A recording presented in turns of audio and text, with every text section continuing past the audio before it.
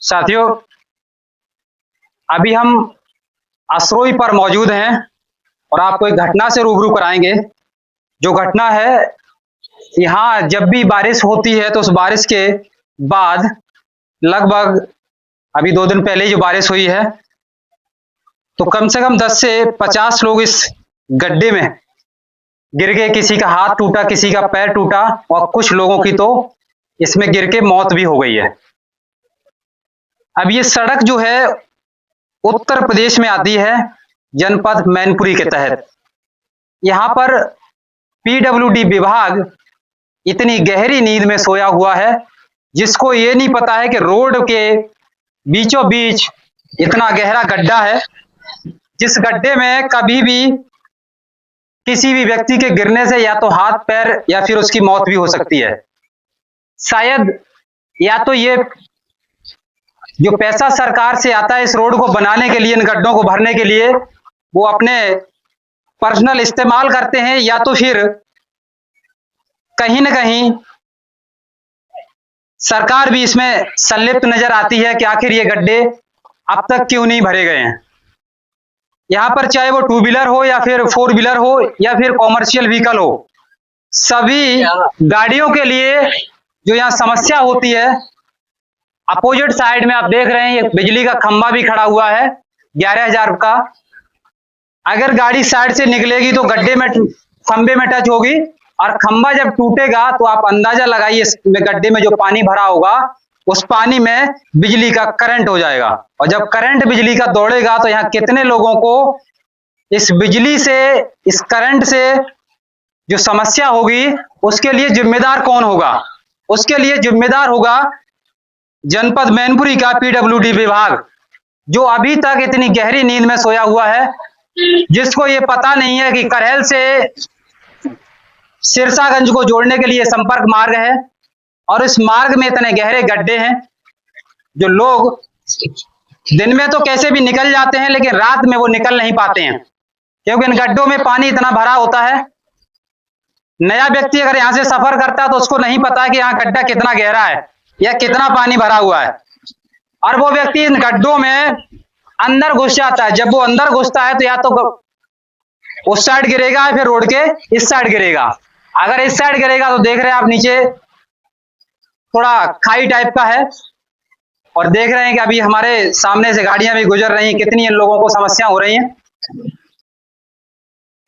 और इसी समस्या को दिखाने के लिए माननीय मुख्यमंत्री योगी आदित्यनाथ जी से मैं निवेदन करूंगा कि जो आप वादे करते हैं, जो घोषणाएं करते हैं कि उत्तर प्रदेश में गड्ढा मुक्त सड़कें हमने बनाने का जो काम किया है वो आप देख लीजिए कि कहीं भी गड्ढा मुक्त तो नजर नहीं आएगा। इतना जरूर है कि गड्ढे में सड़क जरूर दिख जाएगी, और ये असरोई के पास का वो आपको नजारा दिखाने का काम कर रहा हूं। गड्ढा मुक्त नहीं है बल्कि गड्ढे में सड़क है, और ये एक जगह नहीं है। आप करहेल से लेकर पूरा सिरसागंज तक का सड़क देख लें तो शायद आपको जो गहरी नींद में सोए हुए हैं आपकी नींद खुल जाए। पूरे रोड में गड्ढे और दरारें मिल जाएंगी, यहाँ तक कि इस रोड में आपको थिंगरे भी नजर आएंगे। लेकिन अभी इस वक्त यहाँ पर कुछ लोग हैं, कुछ कहना चाहोगे भाई साहब के बारे? सही होना चाहिए, यहाँ कितना गहरा गड्ढा है। आप ये बताइए सरकार से आप क्या उम्मीद करते हैं इन गड्ढों के लिए? उम्मीद क्या, यही उम्मीद करते हैं रोड सही होना चाहिए। अगर मान लीजिए अभी तो पानी नहीं भरा हुआ है, पानी नहीं है, बारिश हो जाए और इसमें पानी भर जाए, दिखाई नहीं देगा, कोई भी आएगा एक्सीडेंट कैसे पता चलेगा कि ये गड्ढा है या फिर सड़क है? क्या करें, सरकार सुने, कोई है सुनने वाला? अभी तक आपने यहाँ किसी भी जनप्रतिनिधि या किसी विधायक या किसी सांसद से? नहीं, मैं तो यहाँ नहीं रहता, मैं बाहर रहता हूँ। बाहर रहते हो? देखिए, एक आपको दिलचस्प कहानी सुनाऊंगा और इसी रोड से संबंधित कहानी है। सबसे बड़ी बात यह है कि विधायक करहेल से तेज प्रताप है वर्तमान में, और मैनपुरी से सांसद वर्तमान में है डिंपल यादव, और उनका ये क्षेत्र भी है, और उनका क्षेत्र होने के नाते यहाँ के लोगों को जो सुविधाएं नहीं असुविधाएं हो रही हैं वो आपके सामने है। यहाँ सिर्फ गड्ढों में सड़क नजर आएगी, और इसके लिए ना तो यहाँ के विधायक यहाँ झांकने आते हैं कि लोगों को समस्या क्या है, ना तो यहाँ की सांसद डिंपल यादव झांकने आती है। सिर्फ उनको वोट चाहिए, लेकिन लोगों की समस्या से उनको कोई फर्क नहीं पड़ता है। अब कुछ लोग ये भी कहते हैं कि वर्तमान में सरकार है भारतीय जनता पार्टी की, तो आप उनको क्यों नहीं बोलते हैं? अगर सिस्टम की बात की जाए तो सबसे पहले सिस्टम चलता है जनप्रतिनिधि से। यहाँ का प्रधान कौन है, उसके बाद ब्लॉक प्रमुख कौन है, उसके बाद विधायक कौन है, उसके बाद सांसद कौन है। ये चार वो ऐसी कड़ियां हैं, इन कड़ियों को अगर जोड़कर देखा जाए तो ये रोड के गड्ढे परमानेंटली खत्म हो सकते हैं। लेकिन ये जो चार कड़ियों के हमने नाम लिए हैं, वो चार कड़ियां नहीं चाहती हैं इस क्षेत्र का विकास और इस क्षेत्र के लोगों को गड्ढों से आजादी दिलाई जाए। और इसी बात पर यहाँ के लोग भी काफी हैं, लेकिन कोई बोलना नहीं चाहेगा, क्योंकि यहाँ लोग कहेंगे आप सपा के विरोध में बोल रहे हैं। लेकिन सिस्टम के अकॉर्डिंग अगर देखा जाए तो सबसे पहले इस गड्ढों को भरवाने के लिए और इन समस्याओं को देखने के लिए विधायक, प्रधान और ब्लॉक प्रमुख, उसके बाद नंबर आता है सांसद का। ये चार वो लोग हैं जिनको मौके पर आकर देखना चाहिए कि आखिर यहाँ के गड्ढे किसकी वजह हैं और क्यों नहीं भरे जा रहे हैं। यही नहीं, आप किसी भी रोड पर देख लीजिए, उत्तर प्रदेश में हर तरफ रोडों का यही हाल है। लेकिन आपको दस्तावेज में ये दिखाया जाएगा कि हमने उत्तर प्रदेश में हर तरफ सड़कों को गड्ढे से मुक्त कर दिया है। और इसीलिए हम आपको दिखाने के लिए आए थे असरोई, कि गड्ढों में सड़क है लेकिन गड्ढे मुक्त सड़कें कहीं भी नहीं है, सिर्फ आपको दिखावा किया जा रहा है।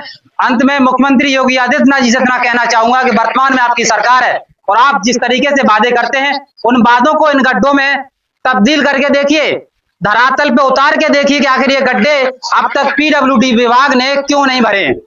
इसके पीछे कारण क्या है? यहाँ पर इतनी गाड़ियां निकलती हैं, 2 व्हीलर 4 व्हीलर कॉमर्शियल हर तरह की गाड़ियां निकलती हैं। ये गाड़ी वाले टैक्स भरते हैं, टोल टैक्स भी देते हैं, सड़क का टैक्स भी देते हैं, फिर भी इनको असुविधाएं इन नेताओं के कारण, इन अधिकारियों के कारण क्यों होती हैं? इसका जिम्मेदार कौन है? इसके लिए सरकार को भी जवाब देना पड़ेगा और यहाँ के जो जनप्रतिनिधि हैं उनको भी जवाब देना पड़ेगा। एक बार पूरा एरिया दिखाइए कि किस तरह का यहाँ पर माहौल है असरोई का।